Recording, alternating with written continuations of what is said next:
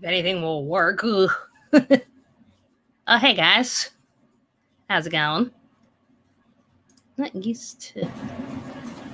I like my little background. Where'd it go? Oh well. All right. Brad just messaged me the other day that he wasn't able to make it because he's got some other stuff to do. And I just looked at all the stuff happening, and I'm just like, there's still so much to talk about. So, hey everybody. If we have time, we'll do a little Q&A at the very end. Today, we're just going to be talking about stuff in the anime world. Check out what's in the summer lineup for anime, as I'm editing the spring lineup. And, yeah, I'll do my best to answer some of your questions. Let's see. Let's talk about our first topic. Let me upload it. Yep, we'll start with this one. I'll make sure that it's on the screen. All right, add to the stream. There we go. There we go.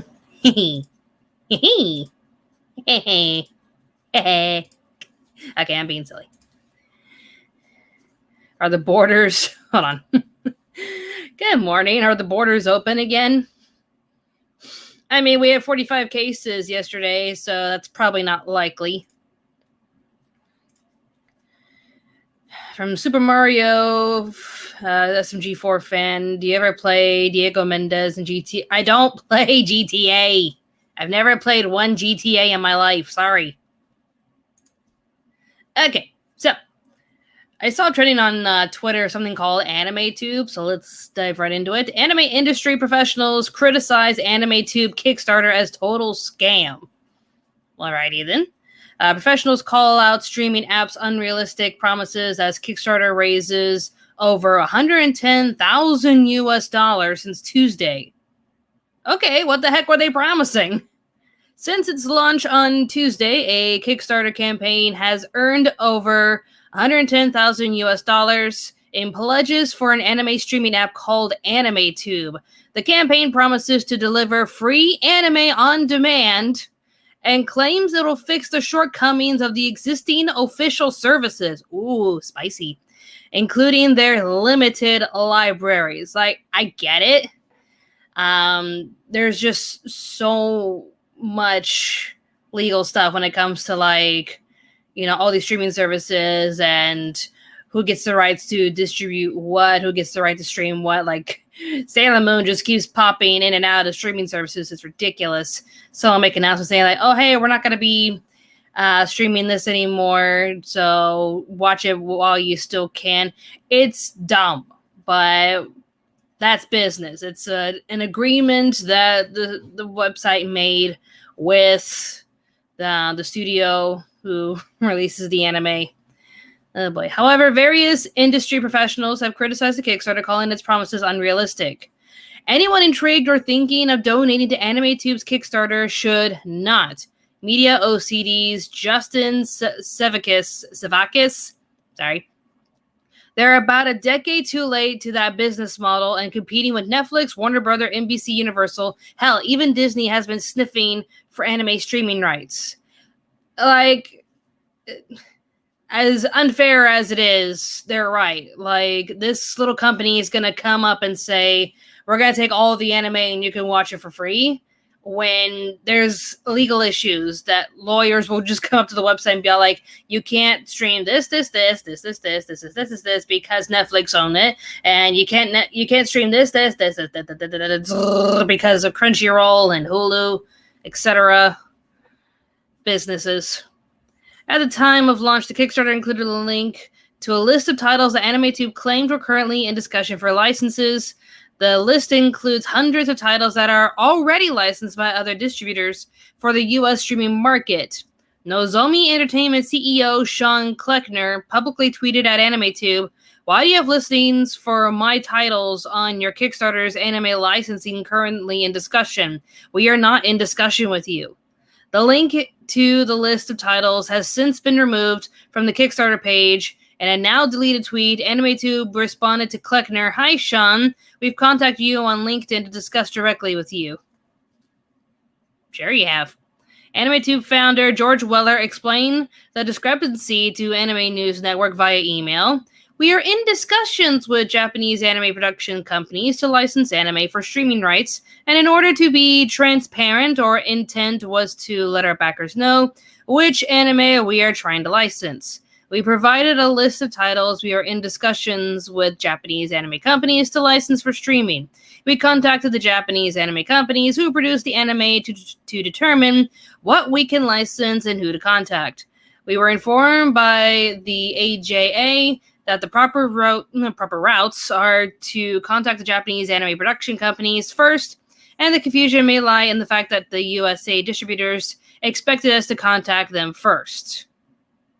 I mean, yeah, they do have a point. No, we want to make our own deal with the Japanese studios, not with you guys. You guys have your own deal. It's like, yeah, well, you're kind of threatening our business when we charge people to watch our content, and you're trying to provide it for free. I guess it's the argument they're trying to make. Let's see what people are saying. J496, licensing rights suck for both the streaming platforms and the viewers. In some ways, yeah. Like, I get it. You need to pay the bills. You need to pay to keep the website up and floating, but it just stinks when, like, you pay for a subscription, but, like, there's a few things to watch, but when you want to watch something else, Amazon has it or Hulu has it, and you got to pay for that one. It's I was lucky during the spring anime lineup that a good chunk of the anime was listed on Crunchyroll for free. But there was some that had to be on Netflix and My Anime Lab, which I have a subscription for on My Anime Lab, and I think my dad has a subscription to Netflix, so I just watch it off of his account. Because you're allowed. You are allowed. There's plenty of, accounts under our subscription. Let's see. I don't know. I think we get the gist of it. Wow, there's so much to talk about. They wrote so much, covering this streaming service that claims to show everything, but there's licensing companies being like, hold up. Okay. Scam or not, this wouldn't have worked. Very likely that deals for licenses to stream titles were done in advance, and even then, you need way more than $100,000 to run it and obtain the shows. Yeah, pretty much. Will Huey says, when I hunt anime, I just hunt for sites where you can watch anime online for free, even though it's piracy. Again, though, it is technically hurting the animation studios. It's such a fine line, because, like, Netflix is doing their best, but at the same time, when they ask studios to produce content for them, they're not really paying the animators well. It's like, how fair is that? Are they like doing some sort of deal like, hi, we're Mappas Studios, we create like a ton of quality anime, but we also got like a really good deal with Netflix, and Netflix is a much bigger deal than Mappa. Oi. Any more thoughts on this? Let's see. Wait, what? Lord Gamermon? Lord Gamermon said it didn't help that their previous service, which was up on Xbox, just used links from pirate websites. Ooh. Well, there you go. Mr. Alucard Rule says, I'm skeptical of Crunchyroll and Funimation actually giving money to studios. I don't blame you. I honestly don't blame you. Okay, so apparently Mappa actually did, speaking of which, Mappa actually did address the whole underpaid staff members thing. Let's see.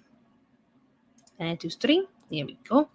Like, there was like an accusation last week from an animator saying that Netflix, when they were producing exclusive content for Netflix, they were being underpaid, and Mappa actually reply to it. So let's see what the reply is. Mappa comments on animator pay rates in statement. Studio claims to have never offered unreasonable compensation, never forced creators to work. Mappa released a statement on Wednesday afternoon to address recent discussions about one of the company's as yet unannounced productions, saying that information has been shared and discussed in ways that invite misunderstanding. Mappa claimed that it has never offered unreasonable compensation to creators, a term used in this context to refer to an anime's creative staff, including animators, but offered rates that are fair relative to the budget of the project. Whether in current or past projects, it also claimed that it has never forced coerced creators to work. Animator Ippei Ichi asserted earlier this month that Mappa was offering severely low rates for animators in the company working on a Netflix anime, with a Mappa producer supposedly offering 3,800 yen or $34 per cut. Ichi laid the blame on Netflix for such low rates, saying that for all the exorbitant amount of capital of Netflix, it's a problem that they started to place orders with such low rates.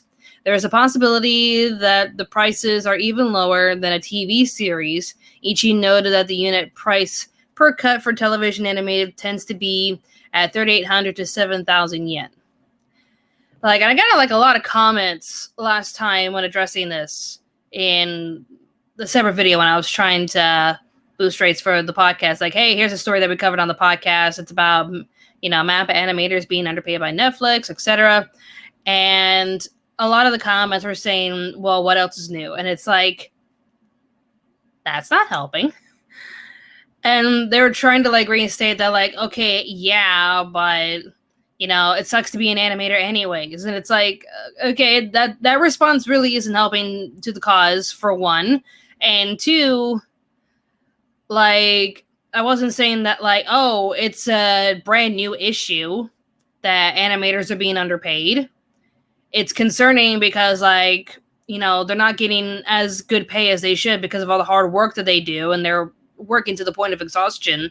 It's the fact that with that bare minimum that they are getting, Netflix is giving them lower than the bare minimum. That was the point.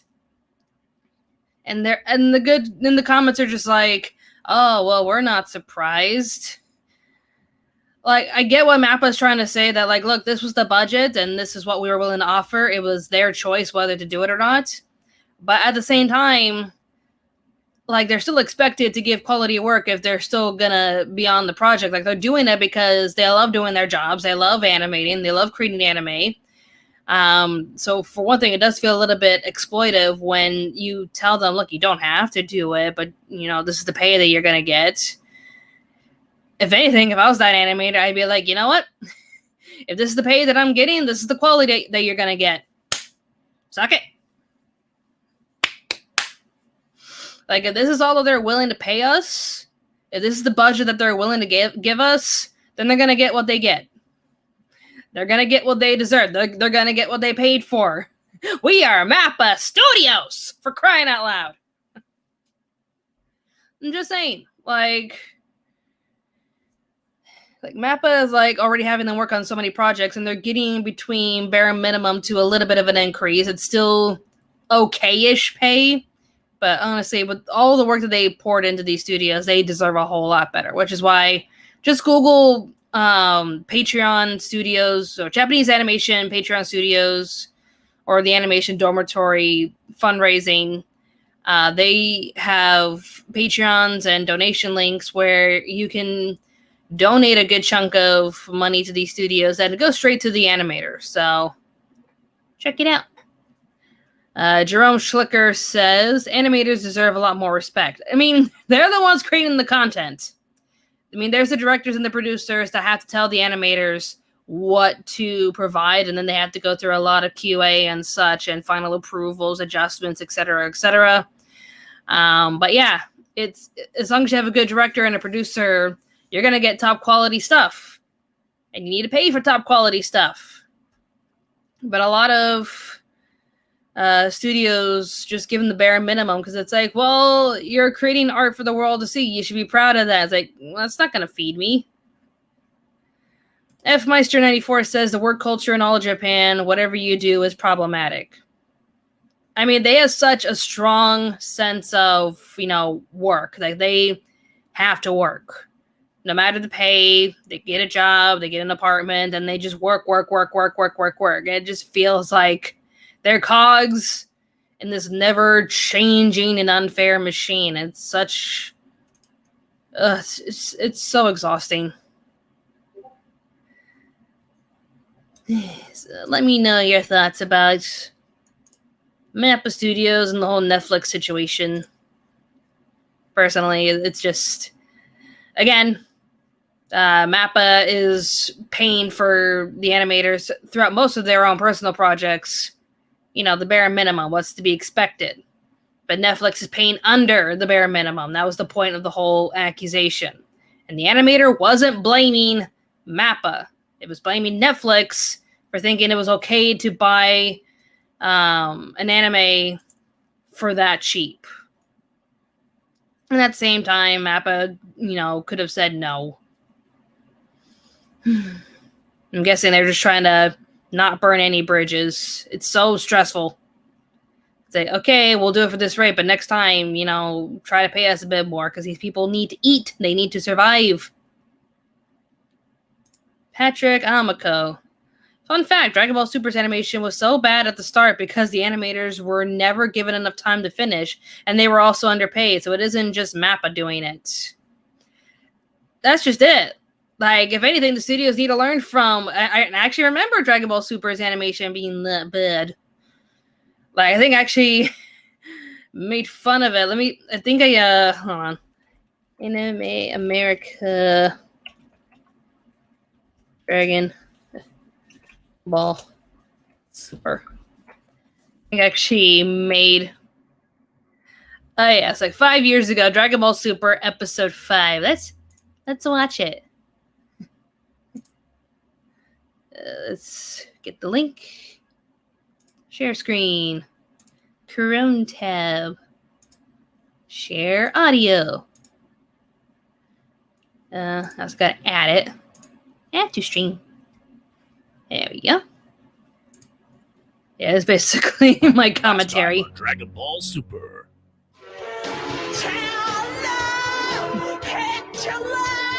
I think that's Konata singing slowly. Oh my god, that quality.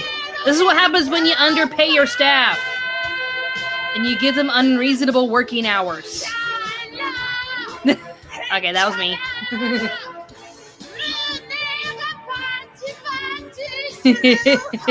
Number 2.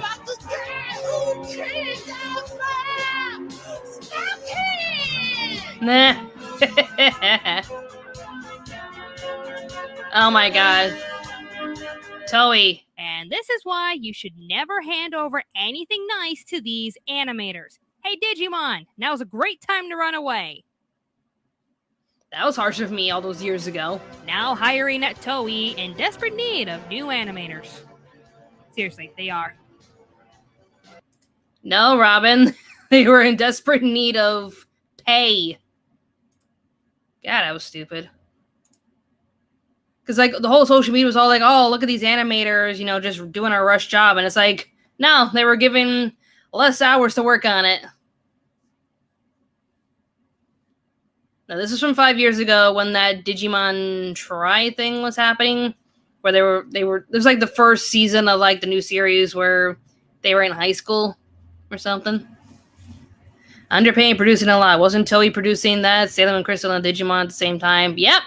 They were working on 3 projects at the same time, giving their animators the bare minimum while still expecting them to get the work done chop chop. And it's so unrealistic. It's ridiculous. I just don't know if it's the streaming services' fault. You know, if it's streaming sites that are the problem. Because I don't remember anime being this stressful when all they had to do was just release it on TV, sell it on VHS and DVD. Now it's just, oh, well, now we have to cater to streaming services and they expect them to, you know, come as soon as possible. So we got to work faster. Oy.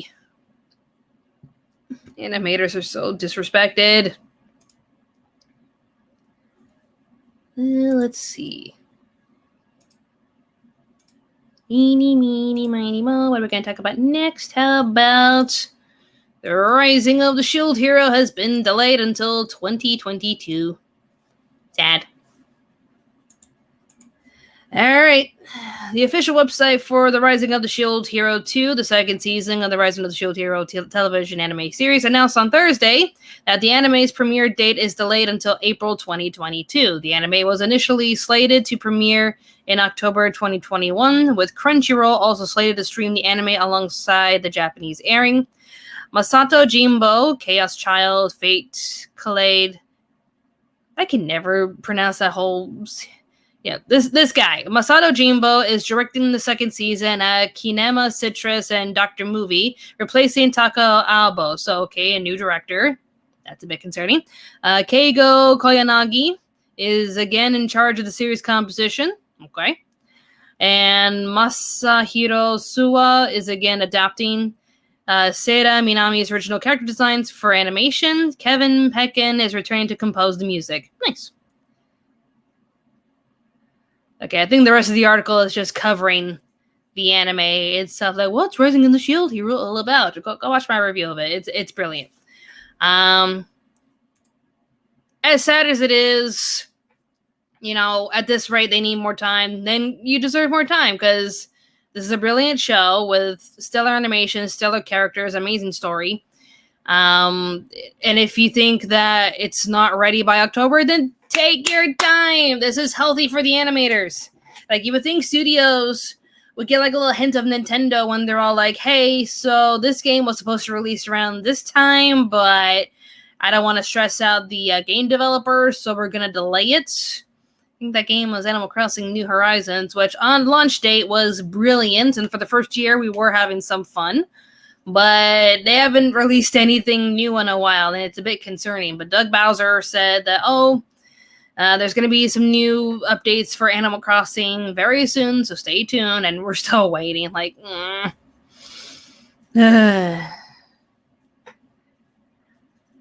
But here's the difference.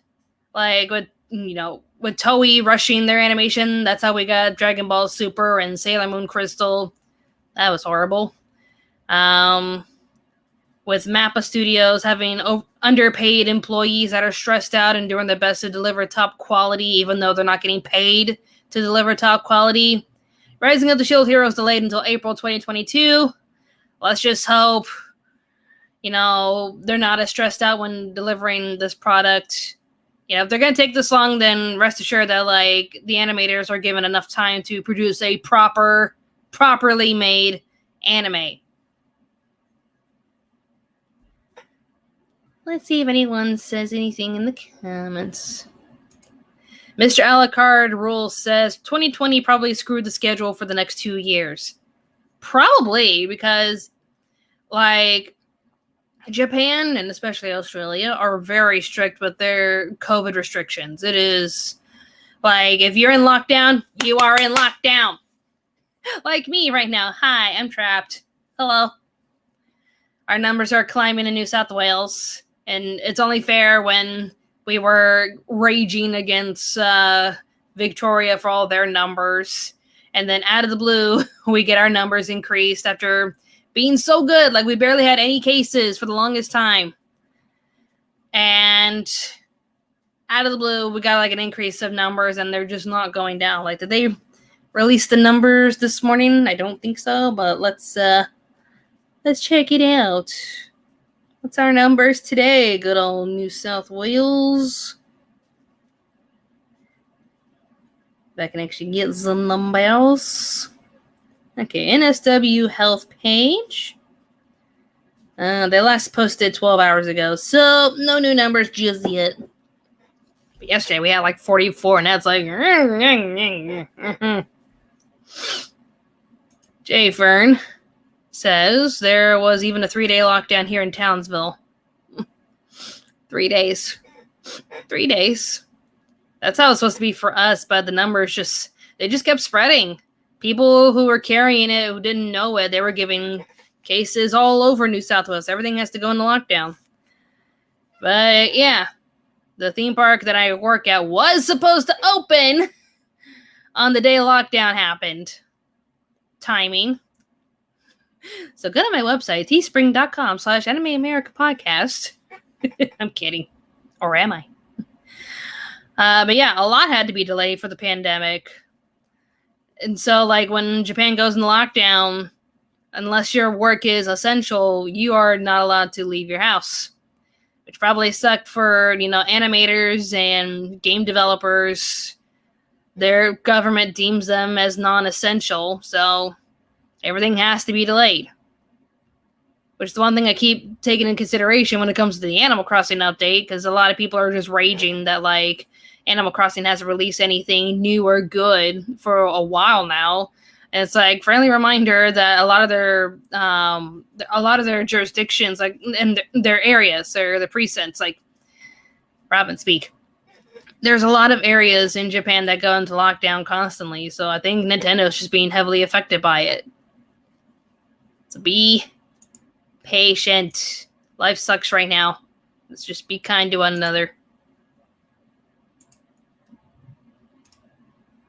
There, let's talk about something positive. Maybe a little more. Actually, I'll save this one for last. Let's end with a banger. Giggity. So I remember watching Keep Your Hands Off Aizoken, and I remember the character. It's been a while since I've remembered that name. I remember them like watching this anime. That everyone was saying that like it was referencing Ghibli's Future Boy Conan series. That was like what the reference was, and I was like, okay, I've never heard of Future Boy Conan, but if you've heard of it but never got to watch it, well, G-Kids is actually licensing Hayao Miyazaki's Future Boy Conan anime, and it's going to be released in North America with a 4K restoration and an English dub. Yes! G-Kids announced on Thursday that it has licensed Hayao Miyazaki and Nippon Animation's Future Boy Conan anime, and it will release in North America with a new 4K restoration and an English dub. This will be the series first released in North America. G-Kids describes the story. 20 years ago, a terrible war fought with magnetic weapons caused the Earth's axis to tilt, and earthquakes and tidal waves destroyed civilization. Conan is born into this new world, raised by his adopted grandfather on an isolated island, but his life is forever changed when a mysterious girl named Lana washes ashore. Robin, speak. Pursued by shadowy operatives who seek to use her in a new scheme to control what's left of the world. This sci-fi adventure anime premiered in 1978, and it ran for 26 episodes. I would love to see this. I would definitely love to see this. Gave the Jen made a comment. I've been meaning to watch Future Boy Conan. Well, now you can watch it in 4K resolution. There you go.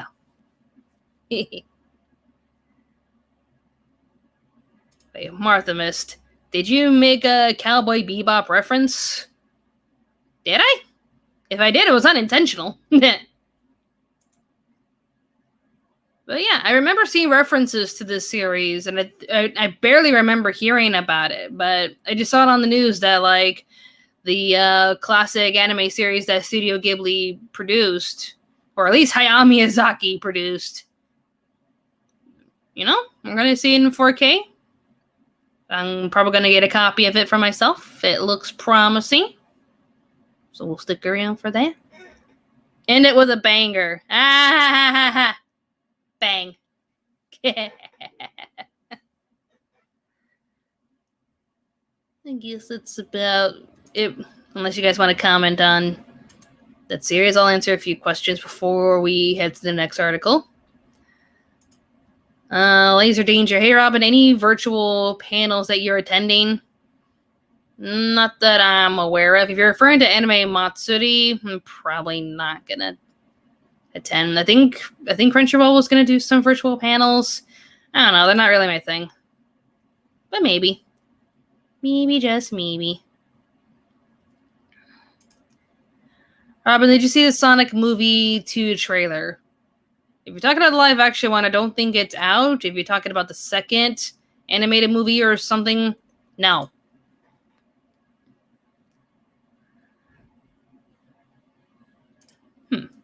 Luis Morales was commenting on Drew Taylor's comment. Kyoto might still allow Funimation to censor the dialogue that even anime fans who hate Maid Dragon will never watch Funimation censor either. See, that was my comment when everyone's like, oh, Kobayashi season 2 is coming up, yay! And I'm like, cool, let's see how far Jamie Markey will take it this year. Oi! Picademos asked, Robin, what is one anime in which is an old show that you wish could get a second season? Good question. An old anime that I wish had a second season. I wouldn't mind seeing Soul Eater get a complete series just so we could flesh out Maka's character. Because seriously, what's with Maka? Oh, I actually got a $2 super chat question from Tim Woodfield. Thank you very much. Are you familiar with the original Muppet Babies? Yes, I grew up with the Muppet Babies. I was a child in the early 90s. I think my regimen back in those days before going to school was waking up, getting breakfast from mom, watching The Little Mermaid with my older sister. Dad would take us to the bus stop, and we would head off to school. I would get back home, and I don't remember watching, I think it was just mostly Disney cartoons when I got back home until I got to middle school. So I would sleep in because I am not a morning person. Even now, I'm like, do I really want a podcast? Do I really want a podcast? It's going to be at 9:30, and I don't function that early. Like, you should see me when I walk into work when I have a morning shift. Just, they're like, Robin, don't you drink coffee? Immensely. Yeah. But back in middle school, I would just sleep in, eat my breakfast, head to the bus stop, go to school, come back, and watch Sailor Moon, Dragon Ball Z, Ronin Warriors, Tenchi Muyo, back in those days.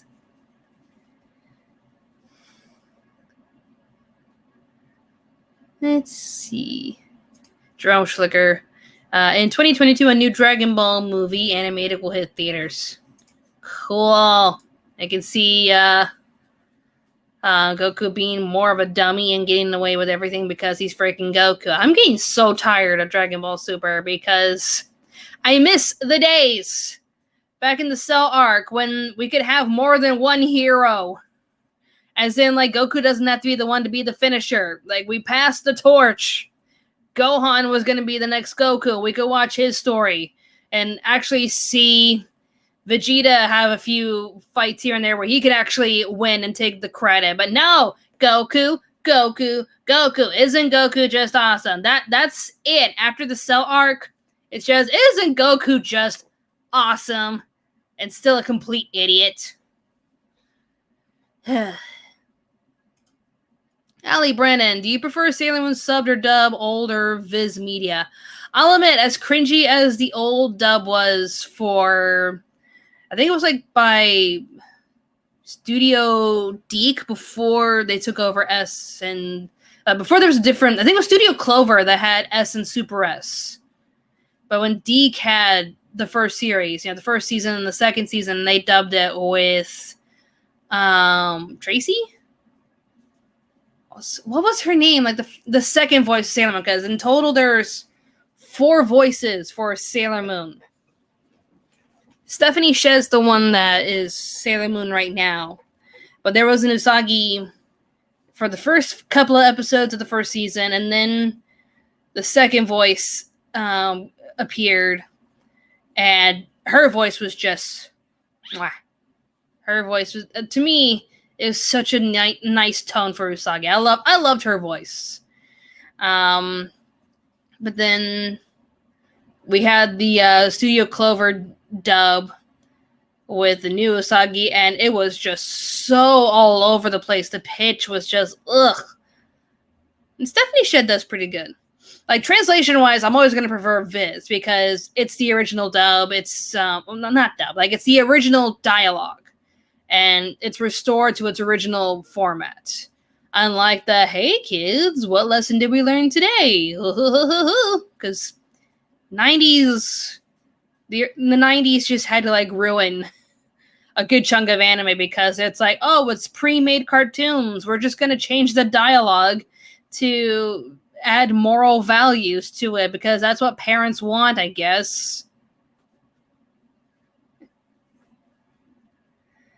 Hold on.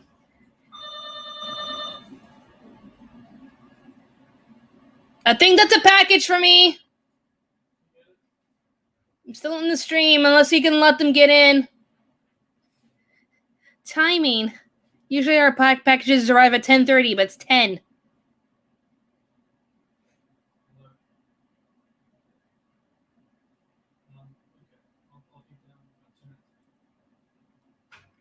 Do you need me to go down?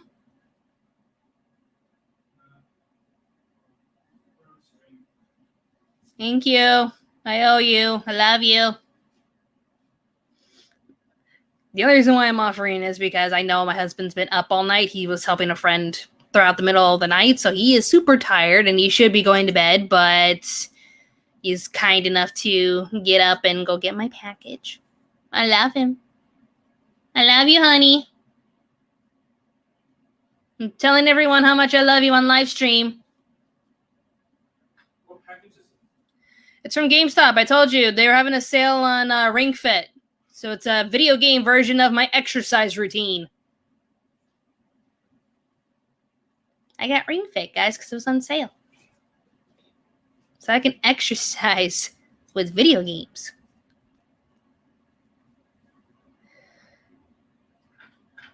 Super Mario was asking, did you know the Hauser brothers? No? Sorry?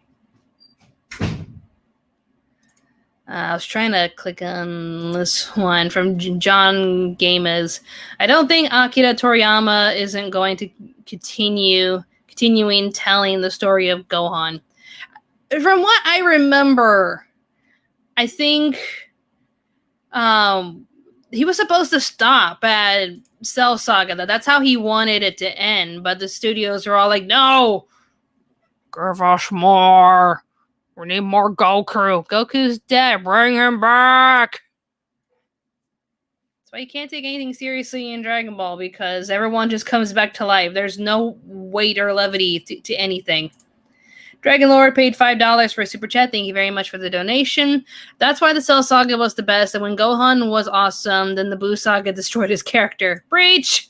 I mean, I'm not going to knock down Saiyaman because that was precious. That was him allowing himself to have a life and go to college, but still use his powers to protect the city and not expose his identity.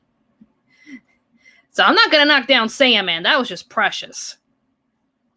But yeah, it was just push aside Gohan. Vegeta's still a loser. Bring Goku back. Goku is the answer to everything. The end. Joshua Eckenrider donated $9.99. Thank you very much. I remember Moscow X talking about how Goku doesn't feel like a genuine hero anymore. In fact, the Moro arc was him repeating the same mistake he made in the Cell arc. Why am I not surprised with him? Totally not surprised. I hear someone tiptoeing. There is a camera.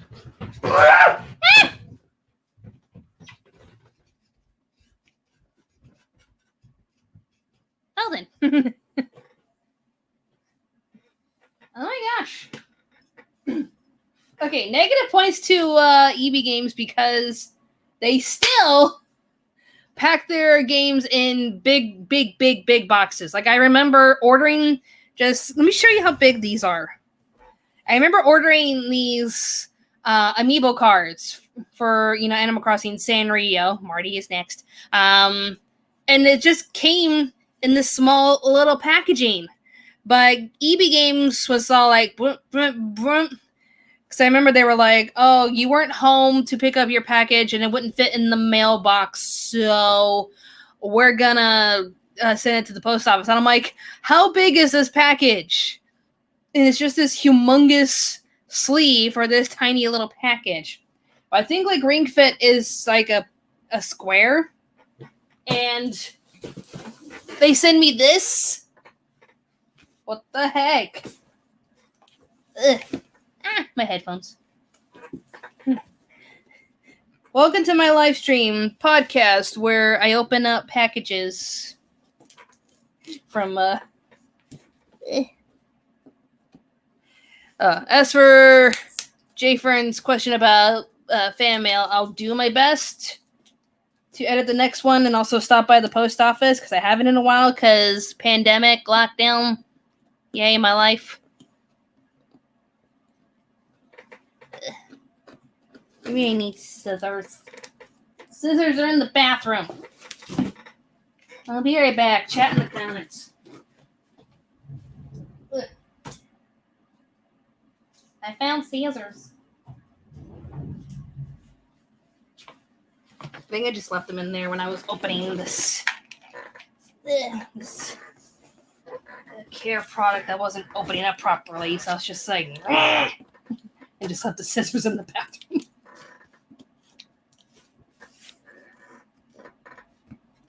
There we go.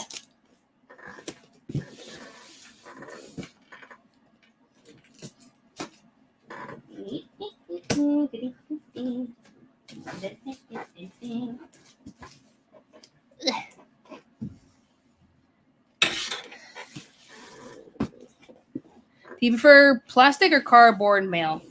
I'm not sure because I don't like waste. How do you open it? Oh, you sit down.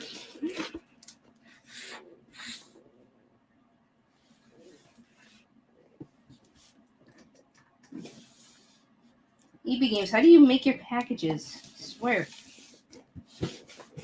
Let's try it this way. Feel free to keep asking questions. I'll do my best to answer while I try not to stab myself. Will you do more of what am I watching? Yeah. I plan to.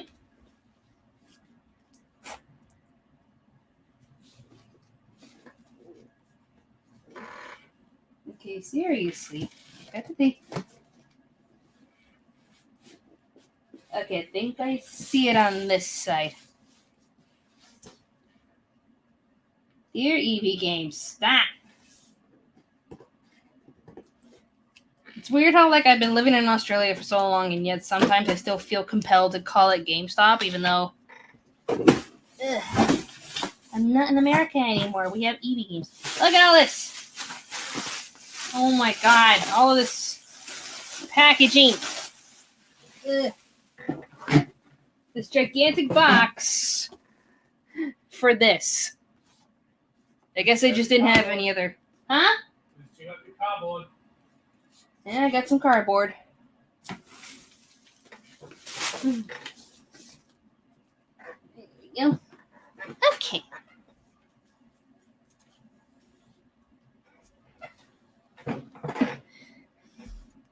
Super Mario SMG4 fan asks, what's your favorite gaming company? My favorite game company was Rockstar Games. I still like Nintendo. I'm a big fan of Legend of Zelda. I still have a soft spot in my heart for Animal Crossing, even though there needs to be an update. I think the latest update on their Twitter was like, hey, it's Marine Day. You should totally buy this. Ship wheel that you could put on the front of your door. It's cute, right? Anyways, bye. The comments in the Animal Crossing Twitter feed are just oof. Oof.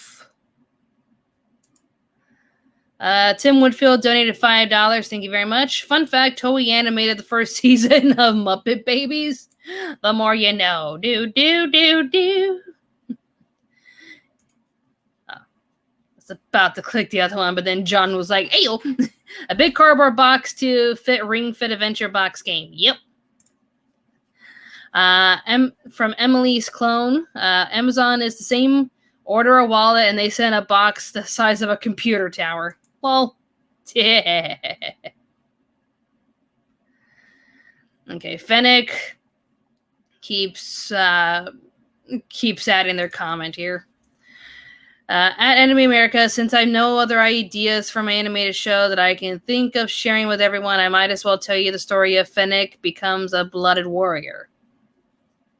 Okay. Have fun with that.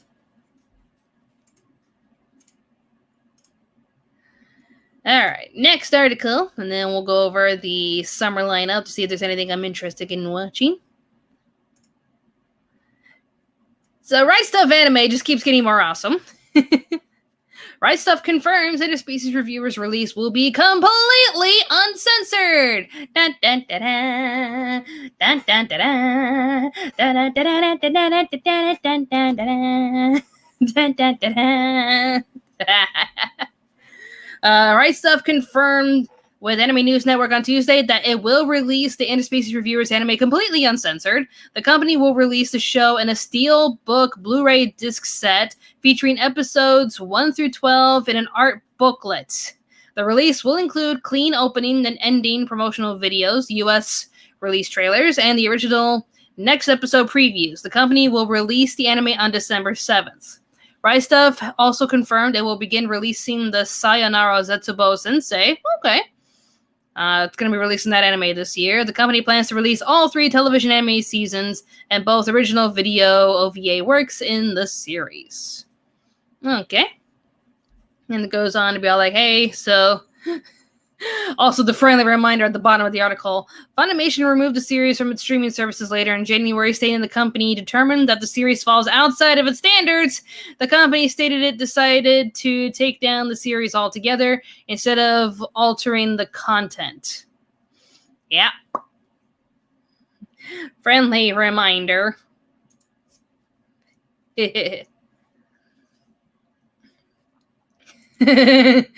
Brandon recognized the tune that I was humming. Robin Moore, come on down. Why am I saying it's still legally my name's Robin Moore, but Barry Cotter, Robin Barry Cotter, come on down. You're the next contestant on The Price is Right. I actually got to see a filming of it with Bob Barker years ago. Like, when was that? 15 years ago. Dang. 15 years ago. Went to California to see my family. Pay a visit to my grandpa before he passed away. Then went to Los Angeles for a taping of The Price is Right. That was fun. And then went to Disneyland. That was fun. Valerie Sparks, ever thought of doing a D&D campaign based on Interspecies Reviewers? Just gonna write that down. And tell my my friend who's usually the DM. So let's make a campaign about this. He's gonna be like, "Good Lord, no." Mm-mm.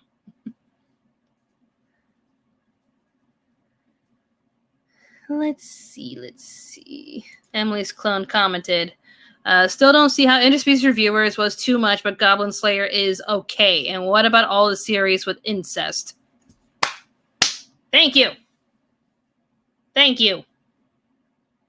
Like, with Goblin Slayer, as censored as it is, it's still a very, very dark show about goblins, just butchering and slicing and dicing the men while doing unspeakable things to the women. But we're able to dub that and release it onto Funimation, but, Interspecies Reviewers just has fun with that kind of adult content and showing sex in a positive light. But no, that's beneath our standards. Ugh. I just pre-ordered it since I enjoyed the show. Like, if anything, I think they're going to release it on July 17th. They're going to sell it in the steelbook cover for like $99, but it's discounted right now. If you go to Right Stuf Anime to purchase or pre-order Interspecies Reviewers, they're charging $69.69. Beautiful. Beautiful.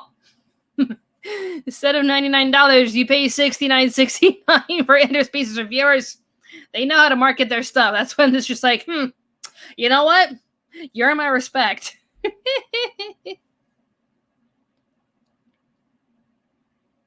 Jerome Schlicker, I have Interspecies Reviewers on Blu-ray. Enjoyed the series. As in, you pre-ordered it, or do you actually have a copy? Because I don't think, unless you ordered it from Japan, or if you went to eBay and got the Blu-rays from Malaysia, you know, that's a thing. Where there's actually an eBay page where if you don't find a particular anime, you can just go to eBay and type in, this anime and DVD. And sure enough, you're going to get like a site from Malaysia offering you all of the episodes, either subbed or, you can remove the subtitles.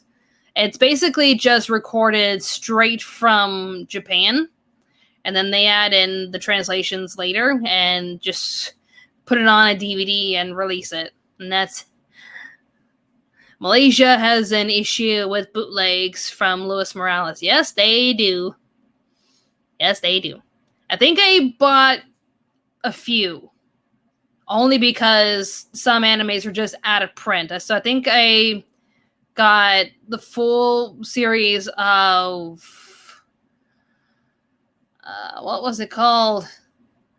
The one with that kid and the girl, and they were trying to exorcise spirits from the area because they're destined to do it.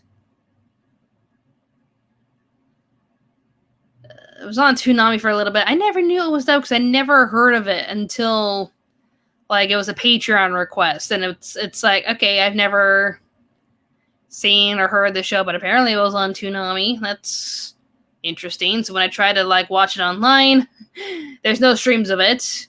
And when I try to Twin Star Exorcist, no, but older.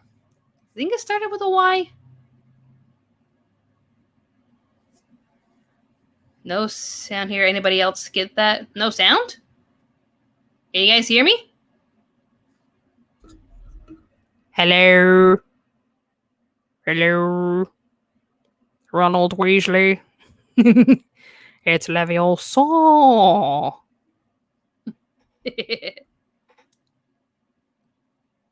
Okay, so maybe it's just Facebook having some issues. Sorry. What was I saying? Forgot what it was called though. It's bugging me. It's like these kids that are priests and they got a little square on their hands because they're supposed to be. I think it started with a K. I keep thinking in my head it's Kakushi Goto. I'm no, that's a 2020 anime about a mangaka and his daughter. It started with a K.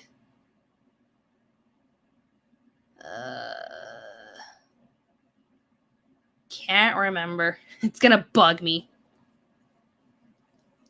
Forgot what I was going with. Oh yeah, I got that from Malaysia because it was out of print and you couldn't watch it on any streaming service. So I was just like, what? I'm gonna need footage. So Kakaishi, yes, Kakaishi. There you go with the sibling grandparents or the rivaling grandparents. The one where they're talking down on the grandchildren and mocking the other side, and I'm just like, and in a field where you have to fight off monsters to protect all of mankind or else they're just going to devour all of humanity, you really think smack talking a third grader is going to help you? Grandma, what are you doing with your life?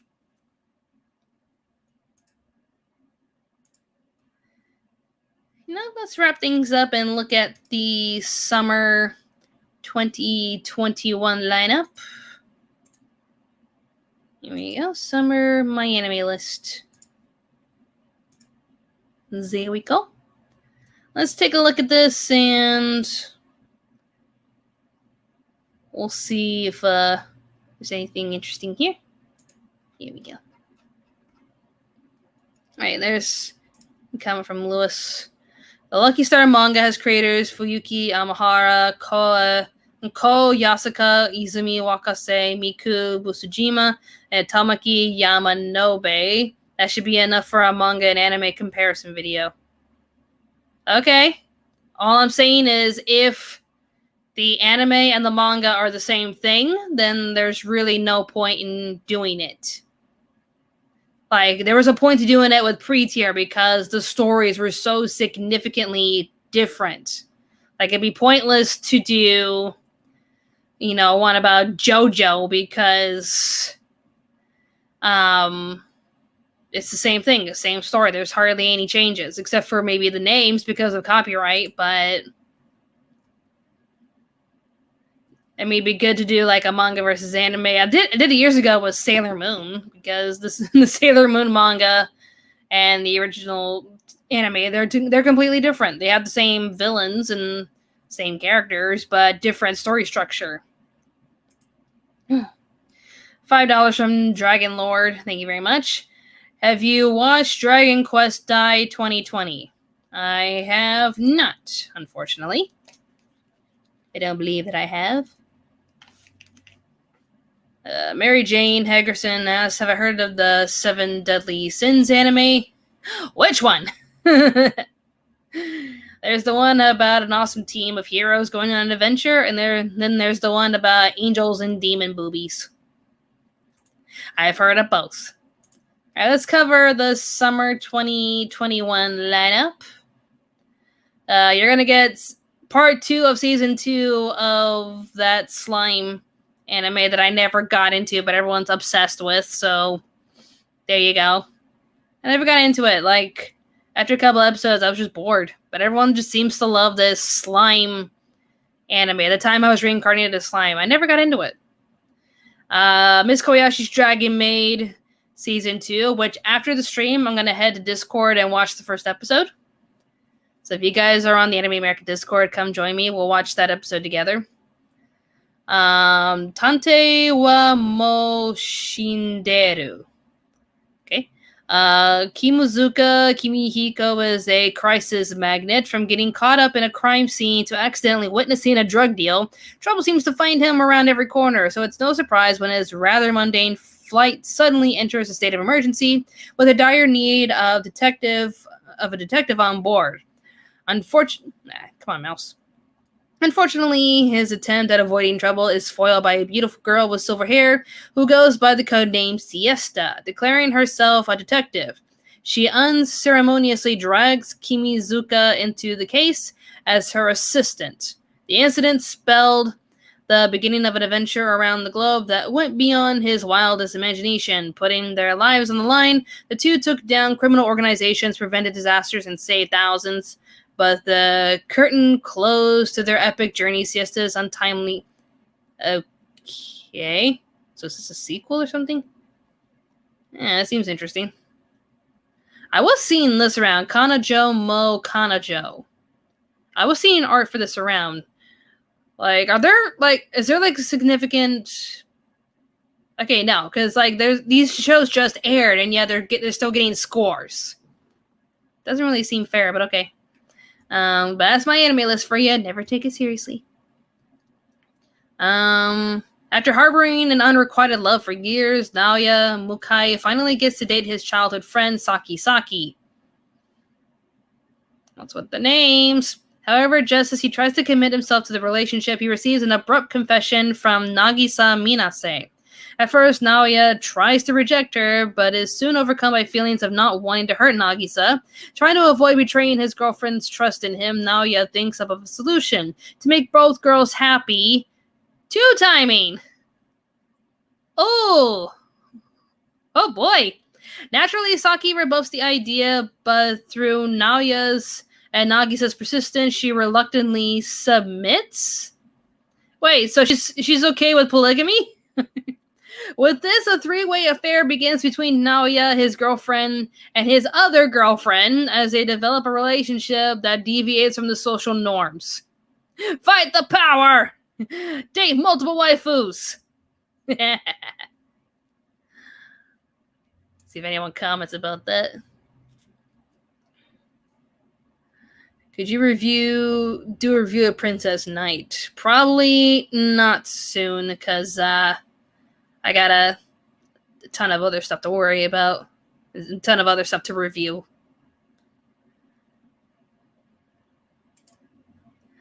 Lewis Morales saying Maid Dragon is great because it's made by Kyoto Animation after the arson is disrespectful. It comes off as saying you don't need skill and talent. Like, I get what they're saying, though. Like, they're just happy to see KyoAni back in action, rising from the ashes, and ready to get back to work. I get what you're trying to say, but I don't think it's them being all like, oh, you don't need skills and talent, you need pity. No! Kyoto Animation is good. They're just happy and celebrating the fact that they're back. And that, we got this second season despite all the obstacles they had to face. So don't be commenting like that. Like, they're not trying to give KyoAni some pity points. KyoAni is good. Genjitsu Shugi Yusha no Okoku Saikenki. Oh, hero! When Kazuya Soma is unexpectedly transported to another world, he knows the people expect a hero, but Soma's idea of heroism is more practical than most. He wants to rebuild the flagging economy of the new land he's found himself in. There, eh? Money, money, money. Betrothed to the princess and abruptly planted on the throne, this realist hero must gather talented people to help him get the country back on its feet. Not through war or adventure, but with administrative reform. What? Hey, kids! You want to learn about businesses and taxes in a fantasy world? No? Good! You can't stay in the fantasy world forever, kids. Let's learn about real estate. Alright, it's gonna take a while if I just read off everything. Vanitas no Carte. Alright. Bokutachi no Remake. The Shinigami Bochan thing looks pretty cute. Sunny Boy. That looks like a show that might make me cry. Who knows? Looks promising. How much do we have to watch? Oh, I guess Magia Records Madoka Magica got a sequel. I was about to say, did what's that one anime with that girl, Taiga? Forgot what it was called. I thought this was like a continuation of that. Like, looks like the same girl in the same uniform, but it's not that show. Oh look, Love Live Superstars. There you go, Love Live fans. There you go. Ooh my. I'm seeing a very naughty one right here. Oh my. Oh my. I plan not to, like, review those in my FVIs because I'm not one to judge those. It's his own thing. Oh wait, this is actually a sequel. Naughty. It's a cat. I'm interested already. Yami Shibai Season 9. I like Yami Shibai. Let's see if there's anything in the ONAs. So far, nothing much. Just it's from the ONA categories. Moldao Zushi. So China. That's the third season. Okay. Biohazard. So I guess this is the Resident Evil thing that's happening. Assault Lily Fruits. Yoshimaho.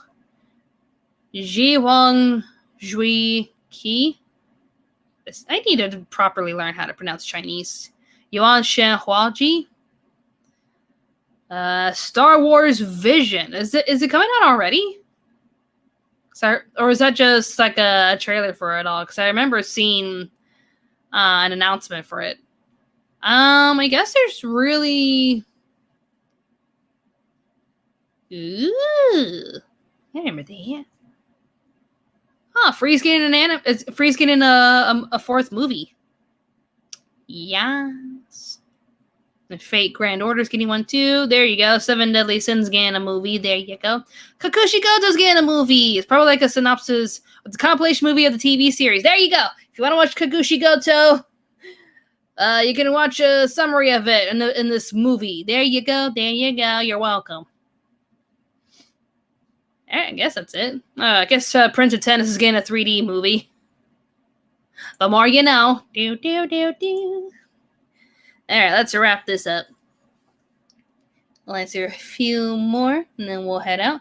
Toradora, thank you, Martha Miss. It looked like a thing. Oh, and Shadow Sonata said it too, and Tiffany Wolford. All of you, and Lewis, thank you. Brian Yamada donated $5. Thank you very much. The Kickstarter for AnimeTube has been suspended about 4 hours ago. I wonder if he has to like give back all the money. You got like $110,000 for that website. So, oh, this is a big question. Where did my face go? Hey, hello. Are you, Ellie, and Megan up for doing a drinking game of episode 2 through 7 of Diabolic Lovers, along with Diabolic Lovers More Blood and the OVA? I thought you were serious about suggesting it in the first video you and Ellie did on the anime, and yes, I saw the Animator 2 seasons in the OVA. I don't like it, but if there was another season, I was hoping for an anime of Buffy the Vampire Slayer, where Buffy and the Scooby-Doo gang go to Japan to hunt down the Sakami brothers along with the ... I guess the whole comic couldn't make it in. I wouldn't doubt there'd be a Buffy the Vampire Slayer meets Scooby-Doo because... Hey. Hi. I wouldn't doubt that there'd be a crossover because, if anything, Scooby-Doo is crossovering with Courage the Cowardly Dog. And it's like, cool. The original creator has nothing to do with it, but cool. I feel sorry for anyone that had to, like, undergo that contract with Cartoon Network where whatever they do, it belongs to Cartoon Network. Hence why you're seeing so much garbage from Powerpuff Girls. It is sad. Ugh. But as for... a drinking game of Diabolic Lovers, probably not. And Ellie and Megan are off doing their own thing, so good on them. Taylor Greco. Do you know if there'll be a third season of Meta Runner? As far as I'm aware, yes. As far as production, not really allowed to say anything, but there should be a third season. Keyword should. I mean, we're not going to end it there, are we? Are we? Guys, are we? With how episode 10 of season 2, I'm not going to say what because I don't know if all of you have seen it. Go watch Meta Runner on Glitch. And episode 7 of Sunset Paradise is out. And you'll recognize my voice somewhere in that episode. You will. Trust me, you will.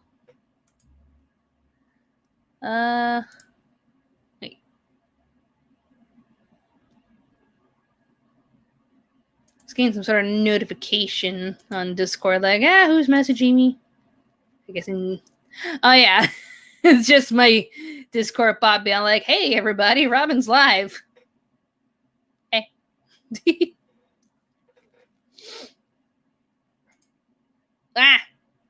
Thing updated again. I'll read this.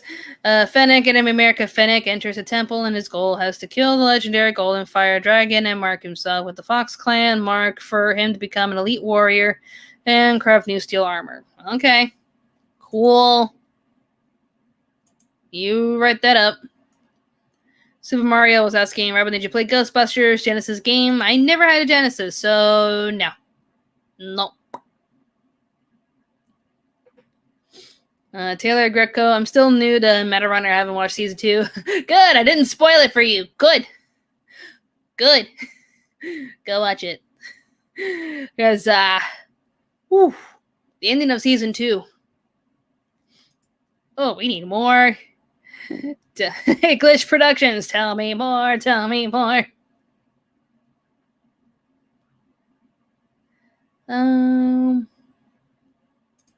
Jack Lee, 1978. Have you seen Sama Spider, So What yet? Yep, I've seen a little bit of it. It's cute. It's a class from Isekai that I've been asking for a while. Like, the idea was always juggling around, and they always made horrible versions of that idea, which is like, really? But, yeah, I've seen a little bit of it. It is cute. Maestro Zavrig asked, do you watch any Hololive? I don't think I've been to any of their live sessions, but I've seen clips of them. If anything, I actually love Karane-chan. She's precious. Water in the fire! Water in the fire! Why? Yatsuba Fan, what do you think of Wonder Egg Priority? I actually watched all 12 episodes. I haven't seen the ending OVA yet. I think towards the end, when a certain other character was introduced, I was a little confused. And knowing the two guys that provide the eggs, knowing how they were involved into this, I think it had a brilliant premise on its own, but they keep adding more to it. And all I'm getting from the OVA is that they still have a lot of unanswered questions. So that's fine. It's fine, guys. It's fine. This is fine. Andrew's asking, why is there not many vampire anime? I think we had a flux of them. Like, there was so much of it. With Hellsing Ultimate, Shiki, Blood Plus, Rosario plus Vampire, Dance of the Vampire Bund. It's been a ton of vampire anime. I guess we're just... yeah, Trinity Blood. Yep, thank you, Michael. Just saying, I think we're just trying to slow down all the vampire stuff for a while, because we've had, like, especially when I did also Vampire Princess Miyu and Vampire Hunter D. Yes, perfect. Thank you. I remember in my How to Keep a Mummy review where it's like, Japan has made several renditions of Western style anime slam, especially in the vampire department. Black Blood Brothers, yep. There's a lot of vampire anime. I'm assuming you mean like recently. I think we're just done with, vampires for a while. We're just relaxing. We can try other types of monsters. We've been getting into the zombie craze recently. Alright, I'm gonna go get some lunch. Late breakfast, probably. And probably head on to Discord to watch Kobayashi's Dragon Maid Season 2, Episode 1. So if anybody wants to join me, feel free. I'm just going to check on my husband, get some food, and then I'll let you guys know. So feel free to come over on the Discord to hang out. Coming up next, I actually did the... Right, this one last question. Alex Smith asks, favorite video you made on Anime America? I actually like the top 10 memes because it was a fun one to make. Very fun one. Oh yeah, Martha brought up Diabolic Lovers. That's a vampire anime. Maybe that's why we're not seeing vampire anime anymore. Thanks, Dragon Lord. Coming up next, I did. I laid out the audio for first episode's impressions with I got itch with the spring 2021 anime. So probably by today or tomorrow, I'll have that video finished. Then afterwards, maybe a few things here and there, but I am planning to do a crossover with Phantom Strider over, ranking the Studio Ghibli films. So there you go. We're gonna do that. But yeah, thanks everyone for stopping by. Thanks everyone for being here. More awesome videos will be on the way, so stay tuned, Anime America. Bye-bye. Bye. Okay, boy.